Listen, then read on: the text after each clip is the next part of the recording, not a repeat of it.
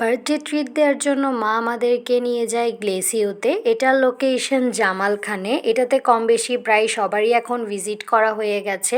এটার ভেতরের প্লেসটা মোটামুটি ছোটই বলা চলে, ছোটোখাটোর মধ্যে খুবই সুন্দর করেই সাজিয়েছে তারা। আমরা যাওয়ার পরপরই আমাদেরকে ওয়েলকাম ড্রিঙ্কস সার্ভ করে। এটার টেস্ট আমার কাছে অ্যাজ ইউজুয়ালি লেগেছে। আর এটা হলো তাদের মেনু কার্ড। এখানে পাস্তা, মোমো, বার্গার, স্যুপ, সালাদ, নাচোস, অনেক রকমের স্ন্যাক্স, প্রত্যেকটা আইটেমই অ্যাভেলেবেল ছিল। আমরা দেখছিলাম কি কি অর্ডার করা যায়।